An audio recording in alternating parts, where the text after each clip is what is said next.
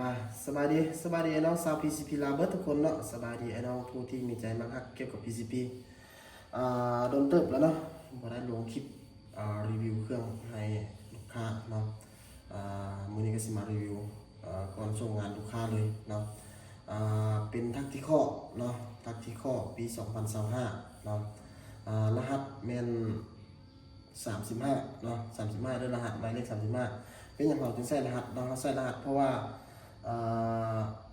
เครื่องเวลาเราประกอบมันจะมีหลายรุ่นหลายแนวเนาะเพราะว่าเวลาลูกค้าสั่งนี่แคปเลยแคปรูปหน้าจอมาเลยว่ารหัส35เราจะเข้าใจเลยว่ารหัส35นี้แม่นตัวราคามัน9.5 ล้านเนาะทางอนุเนาะกอง BSA แม่นตักโกเนาะ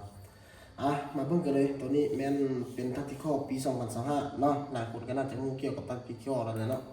แล้วก็ลำเป็นลำรุ่นใหม่ของเราเด้อเดี๋ยวเราจะแนะนำลำต่างหากเนาะลำเป็นลำรุ่นใหม่ของเราทางเป็นทางอลูก้นตัดเนาะวาล์วเป็นวาล์วซิกเก็ตแม่นอัปเกรดให้พร้อมแล้วทางสปริงหน้าแกนเอาแกนวาล์วแล้วก็ทางหน้าทางหลังเนาะแหวนมูบีอาร์เนาะแล้วก็กล้องรับเป็นกล้อง BSA เด้อตัวนี้สูบขยายตามมีเม็ดจำทางกลางเนาะตัวนี้เหมาะสำหรับไอ้น้องเข้าป่าขึ้นภูถือว่าค่อนข้างโอเคเลยอาทิตย์นี้ถ้าเรามีปูเด้อสำหรับไอ้น้องคนใดที่สั่งเครื่องแม่นเราแถมลูกให้1 กิโลเนาะ1 กิโลก็คือ3 กับเลยเนาะ1 กิโลก็คือ3 กับไอ้น้องคนใดสนใจก็แม่นติดต่อมาตามเบอร์โทรเนาะในหน้าจอนี่แหละเนาะหน้าจออยู่แล้วก็อยู่นี่แหละเราเขียนไว้นี่หน้าจอแล้วก็รหัสก็ดูกันเลยราคาก็แจ้งเลยราคาแม่น9.5 ล้านเนาะมาเบิ่งลำตัวรุ่นใหม่ของเราเนาะ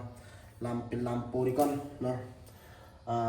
โพลีกอนตัวนี้เป็นลำโพลีกอน10 เกี่ยวแล้วตัวนี้เด้อมียาว35ราคา45-50เนาะ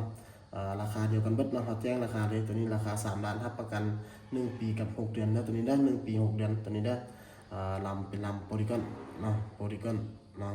เป็นเบอร์2แล้วตัวนี้ได้เบอร์2แล้วก็มีโซกหีดปลาเกี่ยวเด้อ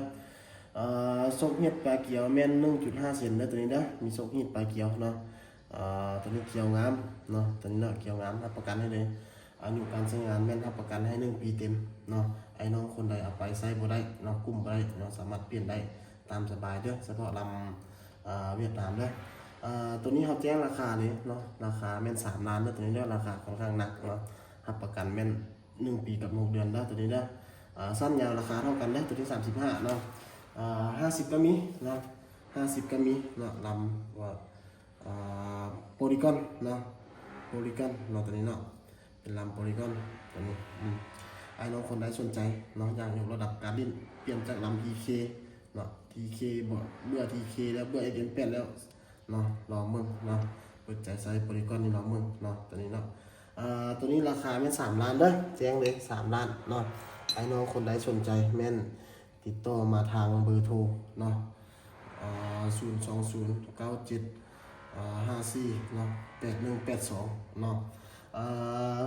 ช่วงนี้เนาะทางภาคกลางพายุเข้าฝนตกเกือบทุกมื้อเนาะส่งเครื่องให้ไอ้น้องลาซาเลยเนาะก็ขอโทษขออภัยไอ้น้องหลายๆเด้อ